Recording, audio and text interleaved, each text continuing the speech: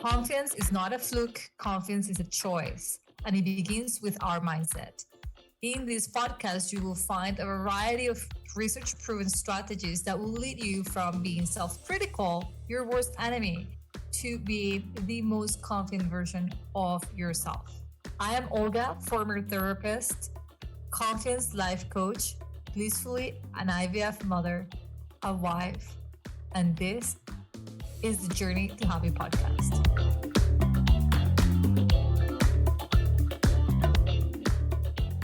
Hello, everybody. Welcome to another episode of Journey to Happy podcast. I am Olga, your host, and today I am not alone. I have a guest speaker who reached out to me after she listened to a podcast I've recorded with, I guess, a friend of yours. Yeah, on money mindset. And she thought she liked the episode, but also she thought she would want to talk to my audience. And so I really love what she's all about. I think that you guys are going to really enjoy the conversation today. This is the first time I meet her, but from the conversations I have had with her offline, I really do believe that her subject is of interest to you. So we are going to talk about how to prevent burnout. We're going to dive into self-care and we're going to take you to a deeper understanding of self-care. I don't think, Maria, you're going to be talking to us about taking more bubble baths or anything like that. I think that you're going to take us to the real meaning of self-care and how to get there so that we avoid burnout. I'll let you introduce yourself and tell us a bit more of who you are and what brought you to this line of work. My guest today is Maria Stoyadinova. Correct. I did ask how to say it and I said it right. And then, of course, I forgot. Stoyadinova, that was perfect. There you go. She is originally from Bulgaria, which is why I had a hard time saying her beautiful last name. Maria had no issues with. Half of South America is named Maria. My sister is named Maria. So that was easy for me to pronounce. Maria is a burnout prevention and self-care coach working with women who identify as high achievers or perfectionists. Hello, this is everybody in my audience. This is everybody, exactly. This is also the women I love working with, who are used to being overly harsh and critical on themselves.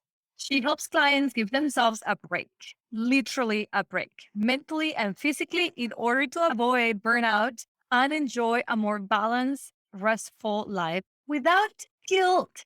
As I said, I think she's a perfect guest speaker to Journey to Happy. And so welcome, Maria. Thank you so much for reaching out, for wanting to share your gift with my audience.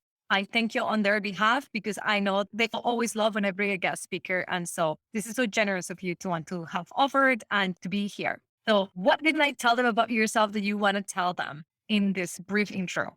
Sure. Well, thank you so much for having me. I'm thrilled to be here. And, as we've talked in some of our online discussions, I do think we have my clients in your audience. There's a lot of overlap in, the type of person who listens to and works with us. So I do think this can be a great conversation. So thank you. What do I want to tell people? So I can just tell you my story a little bit and how I got to coaching. I'm an economist actually by training, and I still work as an economist in addition to being a coach. For as long as I can remember, I've kind of been putting so much pressure on myself, both at work and then before that in grad school, before that in college. It sort of goes all the way back to as far as I remember. I've always tried to fuel my work with self pressure and self criticism. And I thought that was kind of the key to anything I've achieved, is to be very critical of myself. But of course, what that led to was a lot of stress in my life, a lot of burnout. I've always been really, really craving a more balanced lifestyle, like a life where I can wake up and sort of breathe more freely, not wake up and jump into doing tasks, hustle all day, and then criticize myself at the end of the day for not hustling hard enough. Sort of that cycle. And, around 2018, I kind of really hit kind of a breaking point in the sense that I was like, I just can't keep doing this anymore. I want to figure out if there's a better way to do my work and just to, live as a human. And so I started Googling options and, how to deal with work anxiety. It was mostly work at the time that was making me anxious. But like I said, I applied that type of thinking to everything. And I discovered coaching that way. And I discovered my coach. Her name's Cara Lowenthal, and she's amazing. And I learned so much from her. And just doing this work literally did change my life. I used to work when people said that. I felt coaching and it changed my life, but it actually didn't change my life. And every The coach that hears you say that is doing a little dance like I'm doing myself. And like, fuck yes, I believe that. It's 100%. Yeah, I used to be because I come from this like academic and all that like background where you need a ton of research for everything. I was very skeptical. Like I'm skeptical of everything, not just coaching. Anything I go into, I'm very skeptical. So I approached coaching the same way. And I was like, I doubt that it will help, but let me try.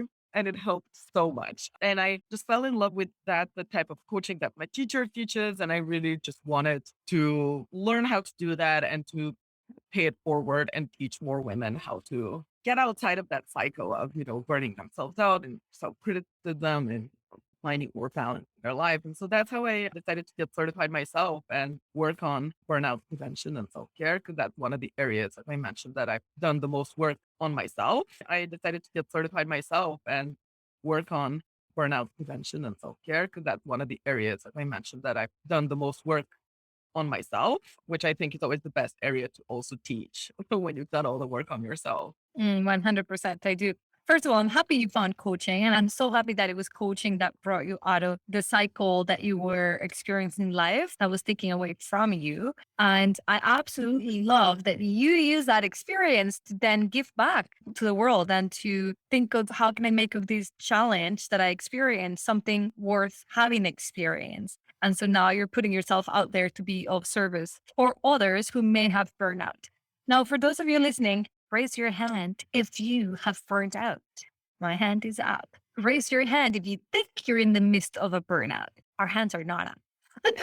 At least I speak for myself. I burn out once awfully. I made a promise to myself, never again. And for those of you who may be in the middle of one, just know that you will never have to go through this again. If you learn the lesson that your mind and body is here to teach you, it's just in the moment, hate it, burnout. But now I see it as one of the greatest, I want to say, messengers that showed up in my life to give me a great message, which was self care is not an option. Self care, you caring about you, it's a responsibility that you can never forget about. I haven't forgotten about it. So now we know what brought you into this work, Maria. What's burnout? What is walk my audience to what burnout is, how to recognize it, and then we can just walk through that. Sure. I mean, there's many definitions out there of what burnout is. And I know initially sort of back, I'm going to get my history wrong, but back in the, I think 60s or 70s, it was first introduced as sort of this concept for people working in caring professions. So, doctors and therapists and social workers, just people who have a lot of, big, in addition to a straining like physical schedule, a mental load that they carry around because of the profession they do.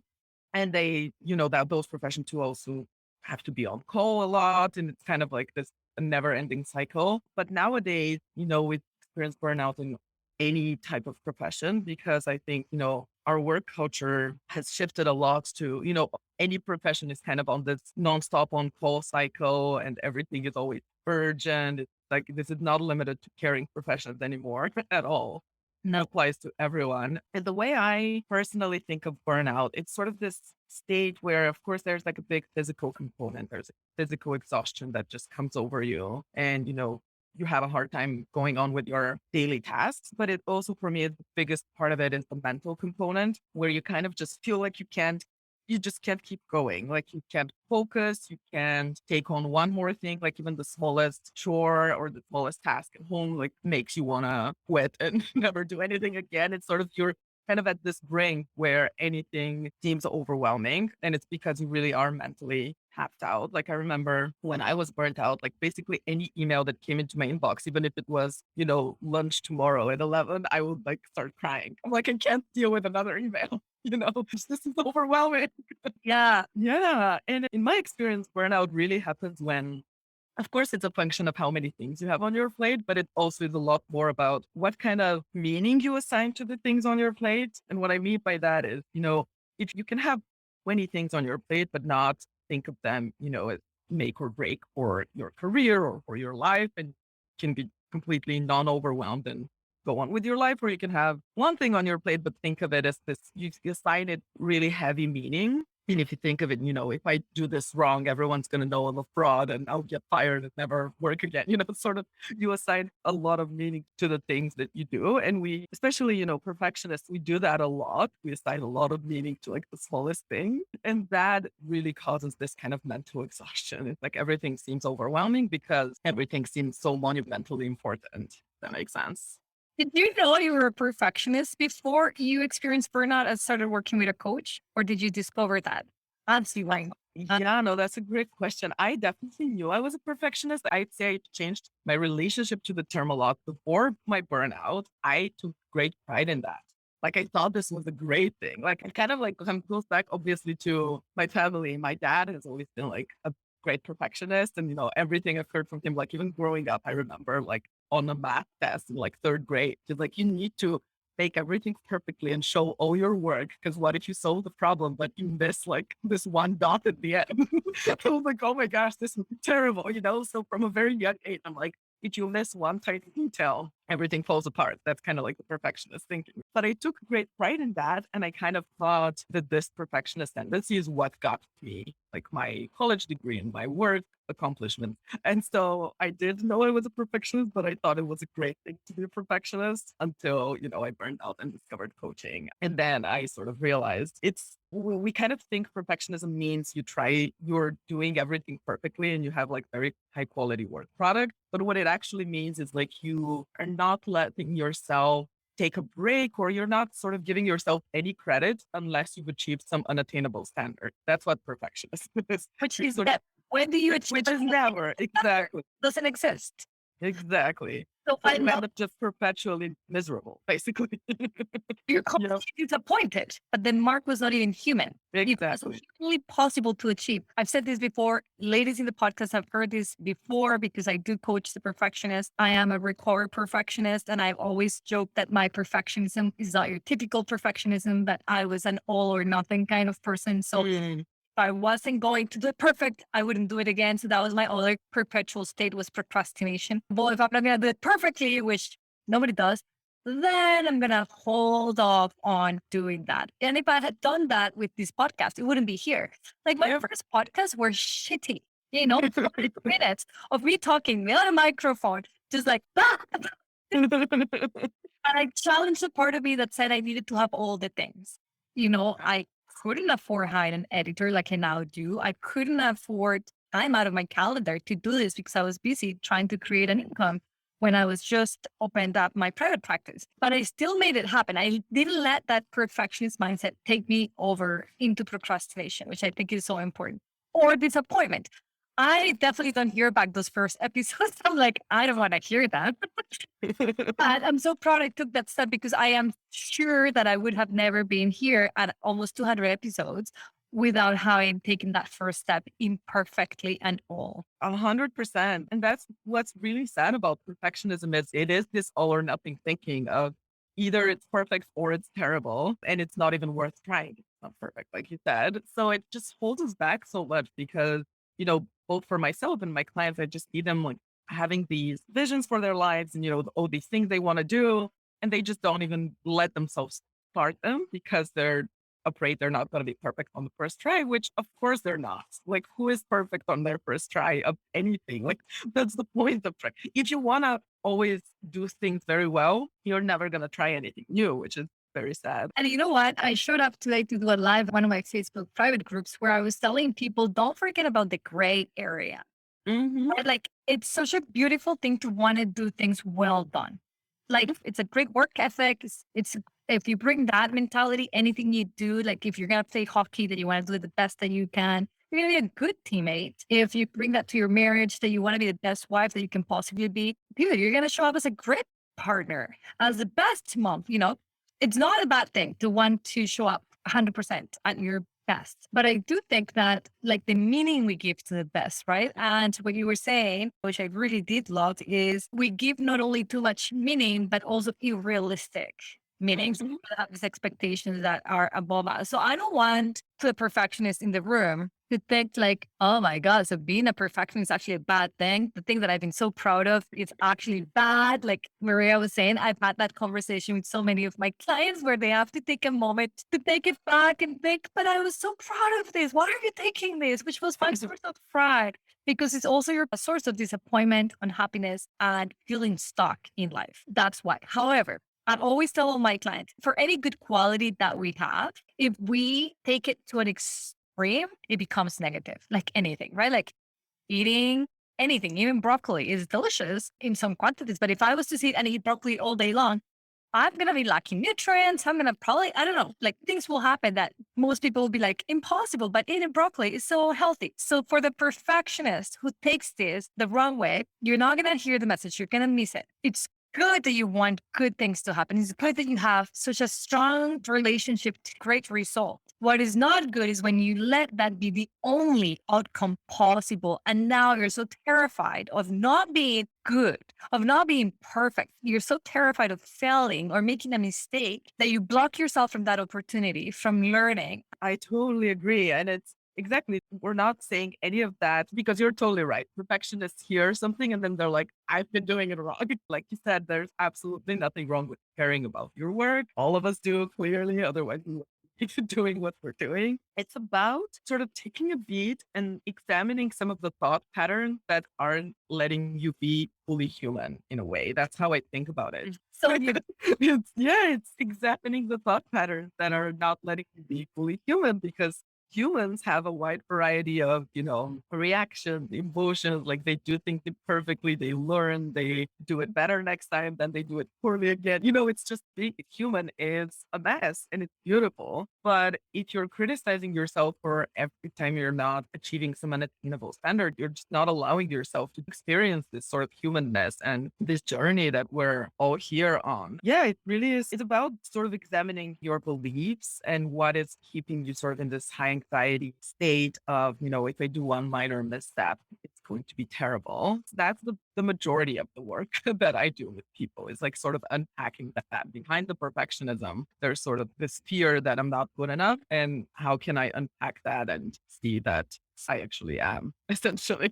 And the thing I love about and why I focus and I niche down so much on helping a perfectionist is because they do the work. Mhm. They're so tenacious. They're like, okay, so this is the problem. I see it. Okay, what do I do about it? And they just go to town. It's like the best people to coach. I love it because once they become aware, they actually want to do the work and they want to do it to the full extent. And so those are my clients who are thriving really because they want to take this. They want that high, strong work ethic and that thirst for that achieving gets them to the best results because once they begin to just be human and allow themselves to exist with all the gamut of emotions and allow themselves to trial and fail. And I don't know what your perception, I would be interested in knowing your perception about failure, but I, as an entrepreneur, I was forced to face that very quickly and my fear of failure. And what I came to terms with was what one of my mentors offered for me way back then was, Olga, they're either wins or lessons. And I was like, absolutely right. And if I can approach all of these so-called failures as lessons, I am never in failure mode. I now know something I didn't know before. No, absolutely. That's exactly right. And you're right. Like perfectionist, the one thing that we all share is our work ethic and we sort of persistence. And that's what you need from this work, like self-development and knowing yourself. Like that's a never ending project. We've never arrived and we're never like, I know everything about human nature and myself and I'm done. That sort of realization is something people sometimes grapple with. And like, yeah, I thought I was going to do this one coaching course and then I would have solved all my problems. And I kind of approached coaching the same way. I had a list. As a true perfectionist, I had a list. I'm like, I have these 10 issues I need to resolve and then I'll be done. You sound like the advice, Maria. I would have loved to taking you at that point. Exactly. My coach was like, that is not how this works. It's like saying, I think it resonates more with people when you give them sort of an analogy. It's kind of like if you want to, let's say, build muscle mass in your arms, and you're like, I'm going to go do this program for 2 weeks and then never do anything again. Like, that's not how it works. You need to keep doing it for the rest of your life. You need to do it imperfectly. You need to like find a way to incorporate it in your life that's sustainable and that's enjoyable, like all of those things, because it's not about a 2 week or a 2 month program. It's about like, how do I keep showing up for the rest of my life in a way that's sustainable for me? So that's just sort of my take on coaching. I don't think that was your question. I think I went off on a tangent. I think your question was about failure. I have no idea what to ask you, but I'm so happy that we talked about this.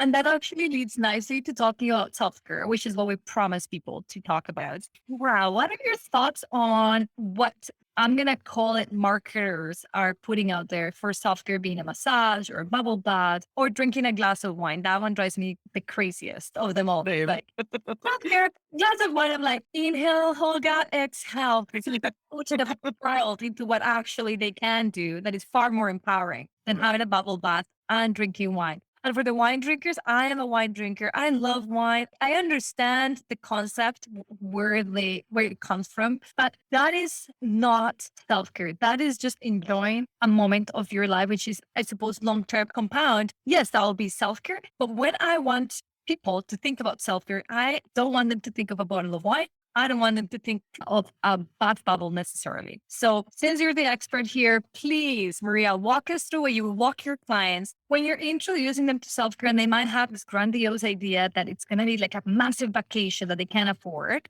Or Yeah, it's as simple as taking a bubble bath with wine. exactly. Oh gosh, yes. I'm so glad you said all those things. I agree completely. Yeah, no, self-care is definitely not something you do externally. And like you said, there's nothing wrong with a bubble bath, nothing wrong with a glass of wine. I love all of those things, but they are not taking care of yourself. I think true self-care is really this kind of self-development work of sitting down, examining your beliefs, sitting with your feelings, learning how to process your feelings, learning how to then sort of retrain your brain to shift the unhelpful belief. Like all of that is true self-care to me. And we're kind of very, very scared as a society. And I can 100% relate to that. I'm still working on that myself, but we're very scared of processing our emotions because we think it's just going to be so terrible. We're kind of only used to really running away from our emotions, which does feel terrible. And we don't kind of even know what actual processing about a negative emotion is. And so we're just terrified of that. And we try to run away from that with all of these kind of external things. And that's just never the solution. Like externally, anything, you can use basically anything to try to run away from an emotion. You can use a glass of wine, you can use a bubble bath, or you can use work. Some people use, running, some people use cleaning. Like it's literally anything. It's not about the activity. And so any activity can be pleasant or unpleasant depending on kind of why we're doing it. If we're doing it to run away from our emotions and to not examine our thought patterns, it's going to feel terrible. It's not going to feel relaxing at all, no matter how many bubble baths you take or how many candles you buy. I was joking with a friend the other day and she was like, yeah, I definitely thought self-care was buying all these candles. And I was like, I'm so stressed out. Maybe I need eucalyptus this time, and this is going to help me feel relaxed. Yeah. So it really is about for doing the internal work.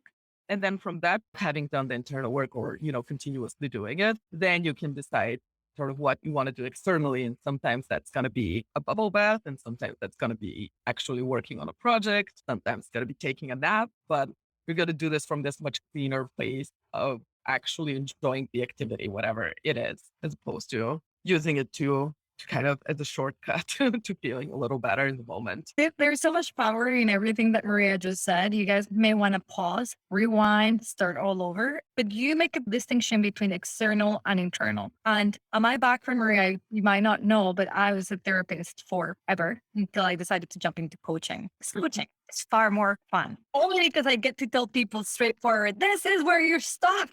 Yeah. I'll just wait for them magically land to that place. Coaching is a much more in line with my personality. But one of the things that I would like to for our audience today is bring them to that distinction between the internal and external. And I love that you say avoidance is not the way out, and it's actually what feels so heavy. I'm going to say that again.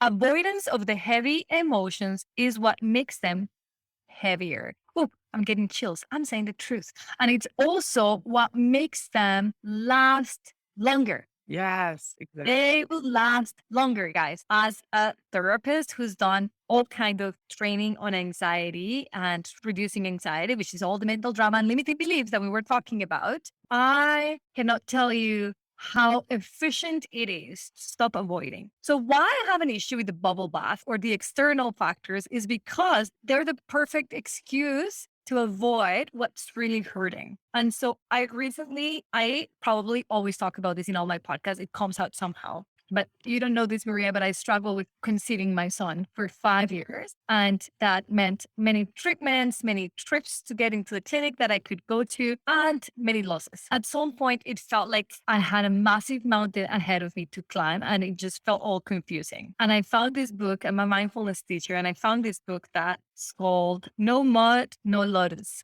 And lotus is one of my most beautiful flowers I've seen, and it grows in the mud. And so I tattooed to my wrist a lotus flower in like watercolors. It looks like a watercolor. Show it to you Look, because I never wanted to forget that beautiful things grow in the mud. Now, that's a phrase that we use with a lot of my clients, which they will come and say, like, I guess I'm sitting in the mud right now. And I say, yes, sit there, process that. You're not allergic to emotions. And if you avoid them, they will last longer. Now, I'm sure, Maria, you feel the same way. But if you listening are anything like me, where you just don't want the unpleasant to stay any longer than it needs to, trust me, avoidance is not the way out.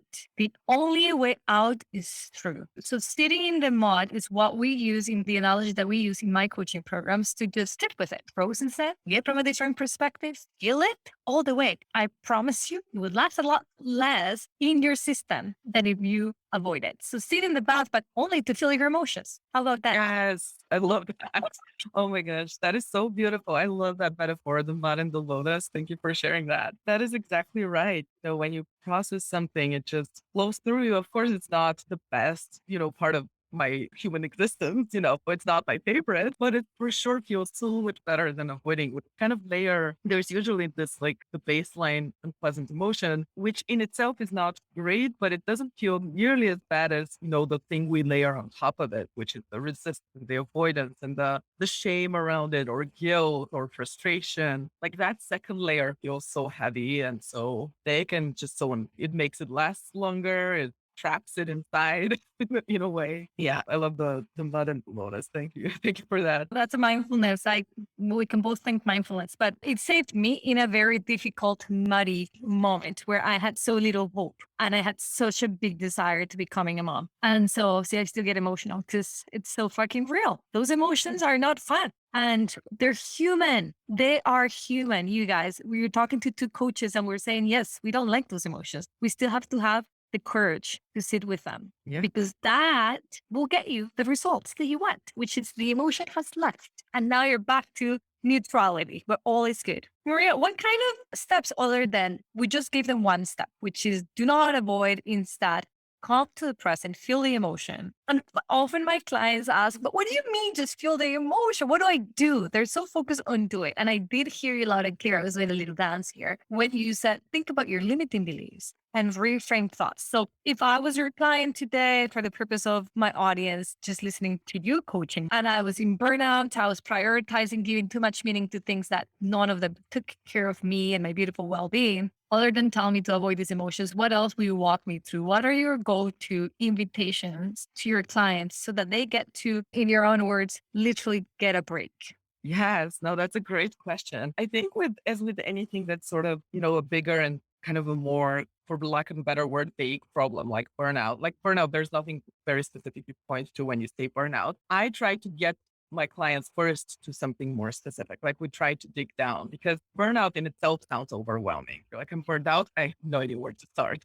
So then we will just dig down to say, okay, when was, the last time you felt very burnt out? Or if you're feeling it right now, like what was the last time you just felt completely overwhelmed? Like walk me through it. Could have been an hour ago or one day ago. We try to dig down to, a specific situation. And then we talk through the situation, like what was happening and what kind of thoughts did you have in that situation? So it might have been, I got a work email from my boss and it had like these 10 to do items. And I just thought I would never be able to do that. And then we talked about that, like what we worked through some of the limiting beliefs there, like what would even happen, sometimes it's helpful to stay to like catastrophize all the way to like the worst case scenario. Like, let's say you don't finish 10 tasks. What would you think about yourself? It's kind of getting to that place of like, what are people scared of when they're so overwhelmed? They're like, then I'll think I'm terrible at my job and I don't deserve what I have, or, gonna get fired and my family will starve. It's sort of going to those worst case scenarios and working with people on those thoughts. It doesn't happen in one session, but it's like step one is digging down to a specific situation and then digging through the thoughts behind that specific situation that are causing the most pain. Because sometimes it's like, okay, I got an email from my boss and I'm stressed. Okay, why are you stressed? Like, what are the thoughts behind the stress?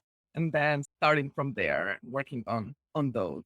So somebody who's listening who might not hire you as a coach right now, but who wants to walk away from this episode thinking, I'm going to apply that. How will they do this self work themselves? So they have a life scenario. So my boss emailed me saying that he wants to meet with me. That's all I have. Yes. And then, but I'm feeling stressed out because I read those lines and it brought stress. So you're going to ask me what thoughts are behind that. Yeah. Like, why did it bring you stress? Yeah, exactly. And then start digging through, I think I might get fired. Why do you think you might get fired? I don't think I'm doing a good enough job. Like, why do you think that? Sort of digging through what are the, like, I don't think I'm contributing enough. Kind of sort of putting down on paper those the biggest fears. Because biggest fears we have about ourselves, we often project on others. So we're like, because I think that she must be thinking. But yes, sorry, go It's ahead, Annie. what most people are afraid of how they're going to be perceived, especially a perfectionist is really worried about others liking her and approving and evaluating her at a high A plus. So our listeners, they have an event. That event has created an emotion. They label that emotion, the emotion in this case that we were giving you. The event is an email from your boss and he wants to meet with you. The emotion is stress, then you want to write down the thoughts, especially all the ones that are bringing you to the stress, which are probably fear based. Hmm. What happens next?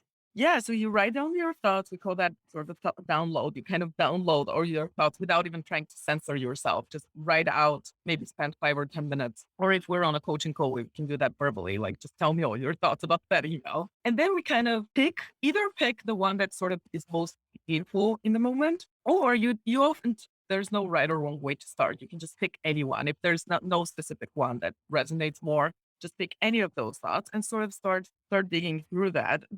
So I teach, and the framework that I've learned that I teach, it's kind of from the life coach school, and it's this specific framework where we look at the external events that happened, differentiate that from the thought you have about it, which is very important because often we think our thoughts are 100% true. We think my boss is disappointed in me, where actually the event is there's an email in my inbox. It's so much different than what is actually provable versus what am I thinking about it. So that in itself is often helpful to see the distinction. Then we dig into, when you think my boss is disappointed in me, what's the feeling? And it could be, in some people, it could be fear, and some people, it could be shame, guilt. So we kind of process the feeling, we identify it, and then we talk through sort of what kind of things do you do when you feel that way. So if you're feeling scared, you might, I go and dance to my friends, or I try to avoid the email. I shut down my computer for half an hour because I'm scared. Or, I frantically try to do a bunch of things to prove to my boss that I'm not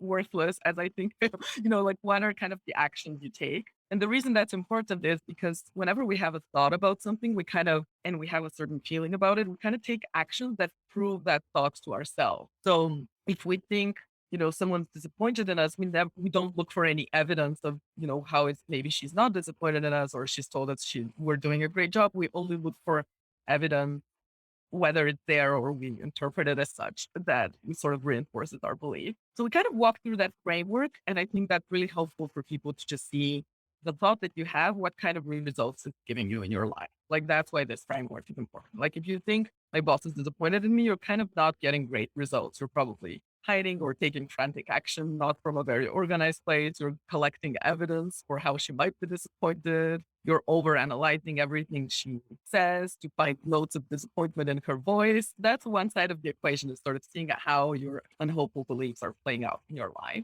And then from there, we can move on to sort of kind of rewiring our brain to shift away from those unhelpful beliefs. But that step only comes after, you've sat with the emotion, processed it, you've realized how it plays out in your life and how that's not necessarily giving you the results you want. Once you've kind of processed all of that, you can move on to more more constructive beliefs, which often are not going to be, people often think like when you're reframing something, you have to believe the exact opposite right away. And that's not realistic. There's a lot of in between steps. You kind of find an in between thought that you believe that resonates with you, even if slightly. And it doesn't necessarily feel amazing right away. It might feel a little bit less horrible than the original thought, but you kind of think that instead of the original thought. So it might be even something as simple as it's possible my boss isn't always disappointed or something like that. It's not about Tell me what she's doing for Halloween.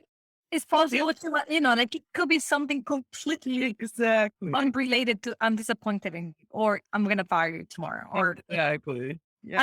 I love because this example we gave them is ambiguous. It's like, I don't know, it could be a million things, but somehow we always choose the scariest of them all. What it could Of be course. catastrophic end of results where we're like, oh, that sucks. Yeah. Yeah, go ahead. Yeah. So the other thing I was going to say, in some of the situations like that you described, when we sort of tend to catastrophize, like you said, we get an email of, I want to talk to you, and you go to the worst case scenario, like I'm going to get fired and publicly shamed and it's going to be terrible. In those situations, it might actually be helpful to bring down the anxiety a bit in the moment to do actually go all the way and figure out, so, okay, what would happen if I do get fired? What would I say to myself? Usually we're just most terrified of what we would say to ourselves. We would be mean to ourselves. We would say we did something wrong. We'll kind of work through that. Like, what if you decided that even if you do get fired, you're not going to be terrible to yourself. You're a resourceful person. You can cope. You don't have to yell at yourself for it.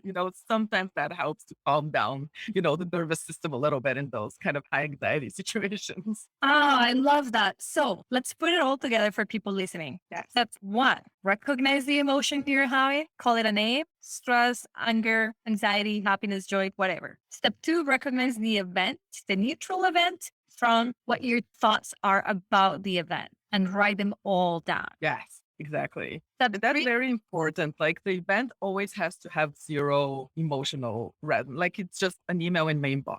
If it's, I have a mean email, that's not an event. Mean is already now a thought. an emotion. Yeah, so neutrally, like I tell my clients, there is a difference between what was being said and what you heard. So what was said, and they would tell me, come to my office is what was said. And what did you hear? You're going to get fired is what I heard. You see how the two things are different. So creating that awareness, right? So, okay, you feel me in the blanks. Okay. So there is got to be an awareness. I'm feeling something. That curiosity, right? Like what brought me to this feeling? So I'm gonna say back to like, oh, my boss sent me an email. And then I started feeling stressed. You call it thought download. I like it. So you're gonna write down all the thoughts that you have about this. And then what? You go back to the emotion and just feel the emotion. Yeah. Like you literally sit there and feel where you feel. This is why I love mindfulness, guys. It's when I learn to feel feelings. Like, oh, where am I feeling it? In my chest. How am I feeling? I just go to the emotion. That's how I do it. Maria, if you have a different way, I welcome you to share it. But that's how I like doing it. It's physically describing to my own self where I'm feeling the emotion. Yeah, absolutely. And we sometimes do that on a coaching call, or sometimes, the client wants to do it after. But sometimes, yeah, we sit for 5 minutes on the call and we're like, okay, let's close your eyes. Tell me exactly where it is. A heaviness in my chest or it's a fluttering in my stomach. And you kind of breathe through it. And it doesn't seem that scary when you do that. I'm like, what I always tell my clients, I get migraines often. I'm like, a migraine is 1,000 times worse than, feeling some anxiety in my stomach. But I just assign it so much meaning, And women who have given birth, that is like 5 million times worse than just stay with your emotions. Like one little contraction is just way worse than feeling the tension in the chest or the butterflies in the belly or the tension in the jaw or the shaking in the hands or whatever it is that you're feeling. And so from there, you go back to feeling the feeling. Then you're going to go back to the list. Now your feeling is not as strong, but you go back to the list of thoughts and you're going to rewire. I use the same words, Maria. It's like, wow, I am not trained by the life coach school. The life coach school, yes. But I'm training CDT, which is pretty much the same. It's very similar, yes. I mean, all of these, I think, they're super helpful and none of them are completely new. They're all coming from, oh yeah, go back to philosophy back in the day of Buddhism and all that. Yeah. Confucius. Yeah. So you go back to feeling the emotion and you're going to look back at the list of thoughts and you're going to go back to a neutral event. Remember, email in my inbox, email from my boss in my inbox, email inviting me to his office, like whatever the thought. What? You're going to rewire the brain by thinking other thoughts, other possibilities, not just worst case scenario. You could leave the worst case scenario there. That's one of the possibilities. Maybe your boss is calling you to tell you she is disappointed. What else could it be? And just go Lift scary thoughts. Just bring your mind to possibilities. Yeah. And just remind yourself that you always get the option to think what you want about yourself, even if she does tell you she's disappointed. I think that's always, for me at least, that's powerful because otherwise my brain just keeps going back to, yeah, but what if it is the disappointment? Oh, that's a great one. I love Even this. if it is the disappointment, I can choose what to think about myself. I don't have to be terrible to myself, even if she does have some thoughts. Because remember, she's also a human having thoughts. It's her thought doesn't make them universal fact, even if she tells me I'm disappointed. So that's for me also very helpful. Yeah. So you turn to the worst case scenario, then it's basically telling yourself you can survive it. You'll be okay. You'll have a Exactly. choice of think of it differently, of disagree with that person. Exactly. Because we often are like, that is often our biggest fear is something's going to happen and then I'm going to have to be terrible to myself. That's kind of our biggest fear. And like, what if you don't have to be terrible to yourself? It's a course called Detox the Mind and Reset Your Mindset. There's two different courses. Well, the course is Detox Mind. The coaching program is Reset Your Mindset. And essentially, it's all about letting go of your mean inner voice and just being your friend. What if you were the friend who's waiting for you at the end of your work meeting to say, I've got your back. You're going to figure it out. What if you Exactly. always knew you could count on you being the one human who's going to be compassionate and say, dude, don't worry about it. Get at me. We're going to figure this out. It'll be so much better. I love that. Yeah, because exactly. Picture your best friend going into a boss meeting and coming out and saying, my boss told me she's disappointed with me. Would you be like, well, no wonder, because you're a worthless human. Shame on you. You would never say that. You'll be like, who cares? No, you're amazing. Don't worry about it. We'll figure it out. Exactly. You can do that for yourself. But of course, the perfectionist is hearing us talk and she's terrified of making mistakes. And she's like, are you kidding me? I could never possibly not care about me. Who cares me? I care. I care that somebody was disappointed in my work. That's what I hold so close to my value. How does she attain a break? Like, how do I get to this break? What is real self-care for them then? Like, we're talking about the internal work. So they're doing their work. They're changing their, it's why I love mindset. This is why I'm mindset coaching. If you got questions, this is exactly why we cannot hear my excitement behind like Yes. it's because it works. This is a strategy that has worked for many and it will continue to work. Whether you join us in doing the work or not, you're missing out. That's the only difference. This work is working. Exactly. Strategies are working. So how do they attain that break? Yeah, I mean, it's gonna just require some patience. It doesn't have like those neural pathways in your brain that are used to thinking you're worthless every time you make a mistake. They're very strong. They've been like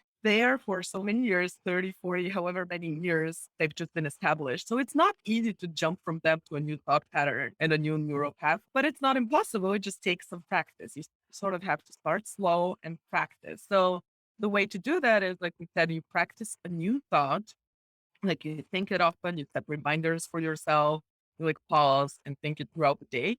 But the new thoughts, the key is it has to be not a huge leap from the current thought and it has to be something you believe in. And the way you know whether you believe it is if you get a little bit of relief in your body when you think it. Like it doesn't have to be amazing relief. You don't have to feel elated all of a sudden, but just a little less horrible than the current one. So it could be something like, sometimes I do, because I'm an economist, I do percentages. My brain like works with percentage. Sometimes my intermediate thought is there's like a 0.01% chance I'm not worthless if I don't do this. It's like this tiny little thing. And it sounds so trivial, but my brain's like, there's a little window open in my brain now. It's like, okay, maybe I'm not worthless if I didn't do this task. Correct. Like there's this tiny chance. So you start there and you like build up from that. Then once that becomes believable and it's sort of your default thought, then you build up to something better, you know? Ladies, that gives you a break. Exactly. It doesn't have to be the most. I think that's why sometimes, people don't think that thinking new thoughts works is because they've sort of been used to this like Instagrammable version of it. You have to just believe the most positive thing about yourself. And if you currently believe the most negative thing about yourself, you're like, that's too much of a leap. Magic lies in the in between. I'm going to go back to mindfulness because all things begin there and end there for me. In mindfulness, we have an analogy of somebody holding on to something in their hand. If you squeeze it too hard, you break it, you ruin it, your muscles hurt. I don't know. You squeeze it too hard, you strangle it, whatever it is that you have in your hand. And if you let it too loose, you lose it. It falls off your hand. It's gone. So what the practice of coming back to the present is all about, is gently holding on to something in your hand, not too tight, not too loose. There is an in between, and the break happens there. The break happens there. You're not holding on to it too tightly, but also you do not give a shit and let it go. That's not it.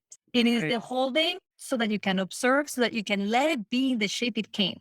You're not changing, so like if you think of the stress balls, I wish I had one here to give you at least for the visual, you're not changing its shape because you're holding to it so tightly, but you're also not rolling it off your hand because you let it be too loose. There is an in between. And the practice of mindfulness is all about coming back to that place. So it's not too much, it's not too little, it's something in between. It is it, essentially. Exactly. I love that. The magic happens in between. That's the big takeaway. The magic happens in between. That's it. Maria, where can people get a hold of you? What kind of work do you do with people? Tell us a little bit about that. We do have about 53,000 listeners in the podcast. We have people all over the globe, which is an accomplishment on its own. And I'm so happy and thankful for every single one of you listeners. Where can I get a hold of you? Do you only work locally? Do you work internationally? What's up? I do work internationally. I only work virtually with people. So it's over Zoom. And right now I only do one-on-one coaching calls. Although next year, I think I'm going to also move to some group coaching calls. But right now it's one-on-one with clients. At the time of this recording, we are on November 2021. If you're listening to this in 2022, check her out because she might already offer something else. That's a good point. Yes, thank you for that. I forget to clarify that. But the best way to get in touch with me is through my website. My website is restfulgrind.com. That's the name of my business too. And on there, you can learn a little more about what I do. And there's a work with me page where you can book a consult call and we can have a brief chat about whether we're a good fit and whether, the program is going to be a good fit for you. I'm also on Instagram at rest_over_grind. And I also have a Facebook page and a LinkedIn page, if LinkedIn is your platform. But yeah, the best way to get in touch with me is restovergrind.com. I'm going to look you up on Instagram and I am going to share the photo that I just took of us talking here. Perfect. So rest over grind. Rest over grind. Yes, exactly. No grinding for resting. Oh, like it. Maria, where in the world are you? I know you're originally from Bulgaria, but then... So I live in Washington, D.C. I've lived in BC for 13 years now. Right now, in this moment, I'm physically in Toronto, Canada for a trip, but I'm going to be back in BC next week. So I'm on just a vacation. I love Canada and I love Toronto. I love you too. Of course you love Canada. That's a place.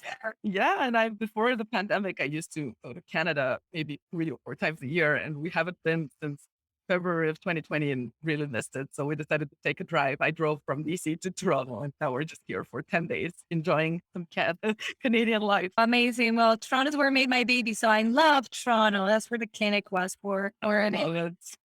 My son, and I love Toronto. It's just a beautiful city full of culture and life and good food. Oh my God, good food. It's such good food. Yes, it's a great city. I love it.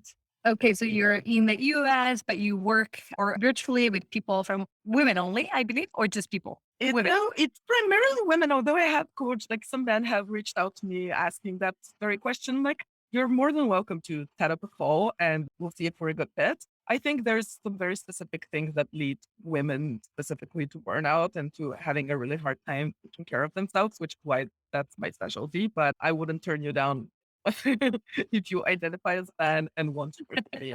You can get in touch and we'll see. That's fair enough. Well, Maria, thank you so much for your time. I am sure people are going to love this episode and it's definitely going to help them rethink their relationship with their thoughts, with their perfectionist mindset. And all of Maria's links are going to be attached to the show notes. So head over there to you're one click away from finding her, going to her website. If you're curious about her work, that's where you can find her. From my heart to yours, thank you. Thank you. Thank you. Thank you for reaching out. Thank you for coming and sharing your gift with my audience. I personally appreciate it very much. And so I speak on their behalf. Thank you. Oh, thank you so much. I had a great time. I appreciate you having me. Guys, I'll see you next Monday. Bye-bye. Confidence is about taking empowered action with consistency. If you are done wishing you had more confidence with fill out the blank, and if you're ready to put an end to the bully that lives inside your mind, I want to invite you to my next Detox the Mind 5-day workshop, where you will learn proven strategies to go from self critical to self confident. For $97, you get 5 days of live coaching calls with me, workbooks to go along with your lessons, and teachings that will literally transform your life. This workshop will break you free from the prison of your own thoughts. Our next workshop begins April 11th, and you can join the waiting list today. Head over to the show notes or my website and make sure you add your name so you can be notified as soon as we open for registrations. I hope to see you inside.